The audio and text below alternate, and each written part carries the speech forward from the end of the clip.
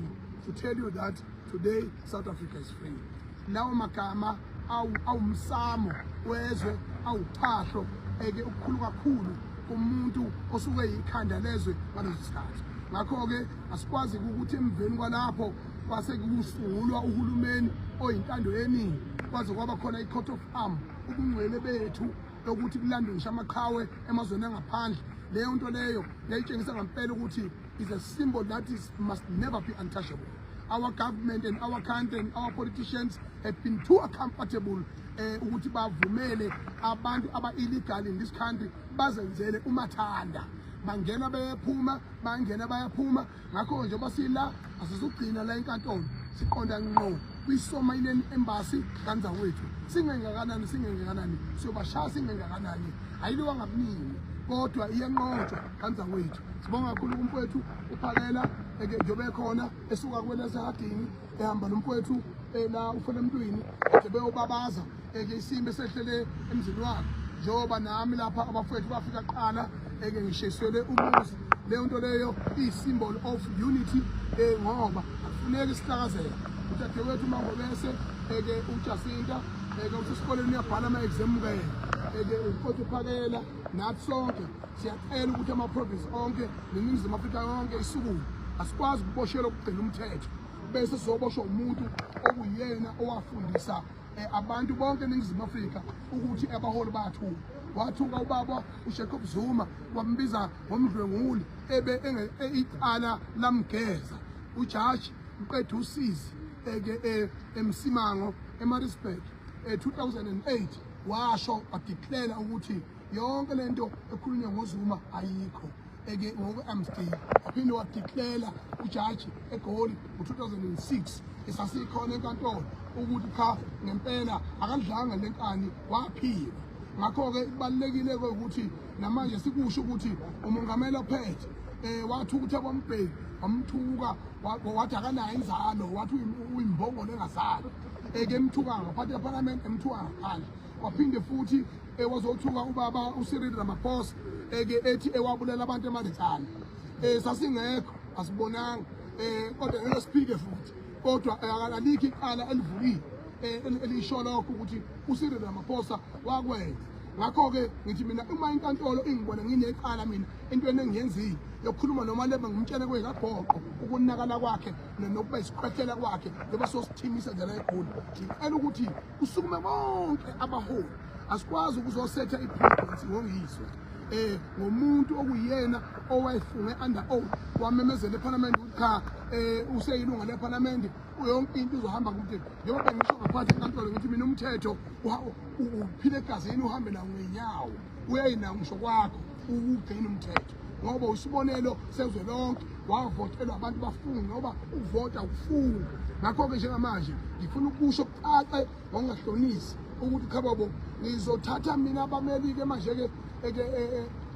no ngiyimele vele ngiyimele ngizohamba nje ngizungeze ngithi wonke umuntu owayethukwa uJulius Malema uma ku-wrong ukudiscipline umfana kanje yena edlala i-political game eshibhile bonke akamvulele icala ukuze sibone phela ukuthi kuyicala mina kamthukanga ngamtshela amaqiniso ngapha kwethu cela ukunikeza nangu umne wethu ngapha ubhuti wami uPhakela Mthakathi bakwazi ukuphawula labafowethu sibonga abafuthi bongubani nje bebekhona besuka leKwaZulu kodwa singengana ngicela ngani zakwethu sihambe siyomangalela izwe ngoba oMackenzie laba lembongolo le-excited ngokuba uminister lexebuka izandla lenjalo kuthiwa uGayton Mackenzie isuka lapho ilandela ngemuva landela ngemuva njengethishu leyasha sicela ukuthi siye lapha thina lelizwe ngicela all corners of South Africa, all people that are here and that are listening to us, even in the workplace, in the private sector, wonke amagama esiwashoyo nesikwenzayo nesikumele ninathi kodwa ngoba nisabuxoshwa akuwona nawo nakolekwe umzulu umfowethu izolo enza ama-estimate ethi labo bantu bangaphekwa 30 million and uqinisile and ngaphekwa lokho ukuthatha izwe vele in the history of democracy akaze bavota abantu abaclose to 20 million laba abantu bayimisele ukuthatha izwe le mbongolo ebibekwa lapha njengenkosi sengathi ngafa liyasha iyona ethe izothatha ukuba umeya izothatha futhi ukuba umongameli walizwe ngo-2029 yithi mina leaders abafana nobaba uPanyaza noSufi ngicela ukusho ngokuhlonisa ukuthi aqala ukuthatha unpopular decisions even angathandwa nayi organization eyimele wakwazi ukuba strong MEC of Education of Gauteng and sabona kushintsha izinto eziningi uPanyaza noSufi washintsha waphinde lapho wakhula waba uPrime of Gauteng wathatha isinqumo wakhanda i-coalition government without even ngisho ukuvumelana nabantu abaku-National Assembly wathatha i-DA wayithimisa njengesikhwehlelo wahlanganisa abantu abamnyama babusa izwe sakunqoma lokho namanje uye kuphela umholi ophumele obala ngokungahlonisi ukuthi awahamba ngokwele angeke emthethweni amandla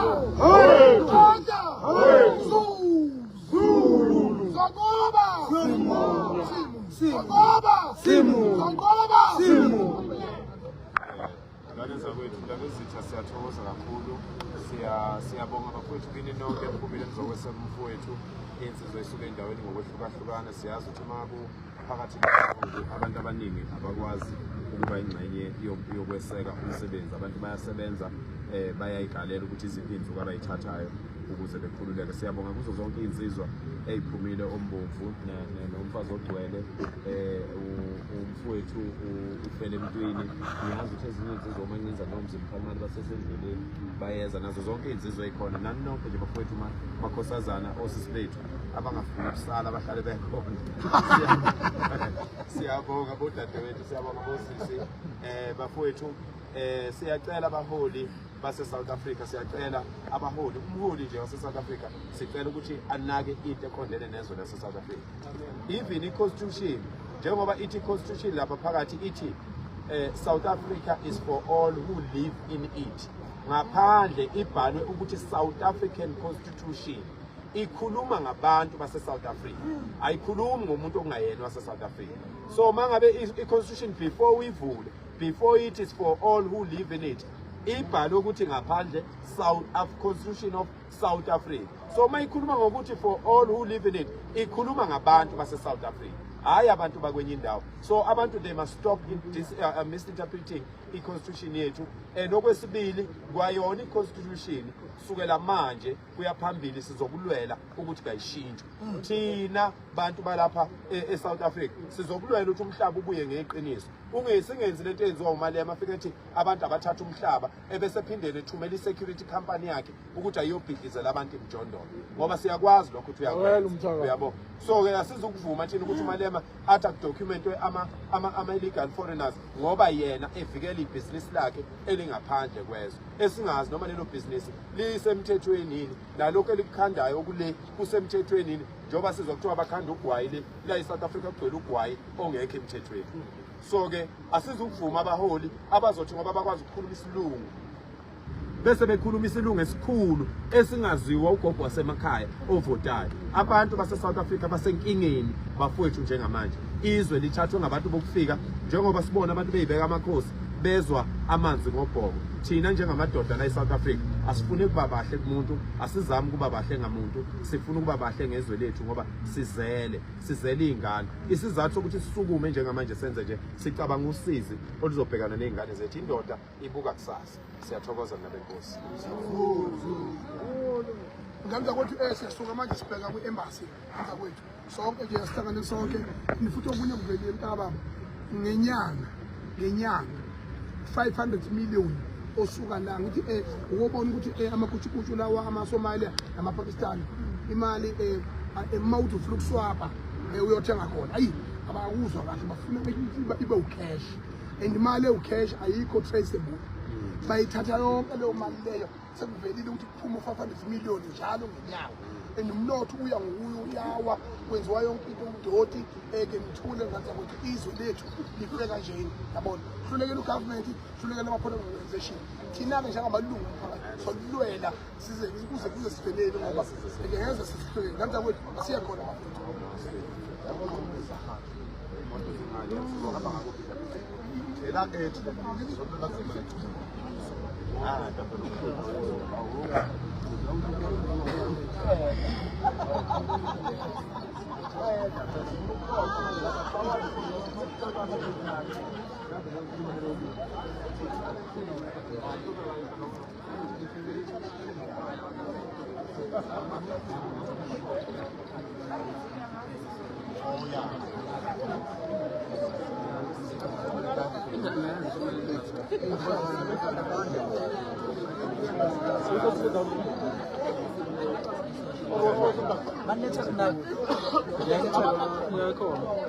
Ongene phela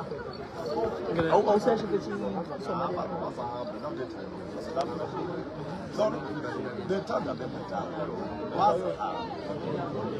bedilela kakhulu wana nto kambe beka amakhosi labeza sibekela amakhosi ezweni lakithi ezweni lomama elaliwa kangaka liwa kuba kunezinto ezingasuka umphathi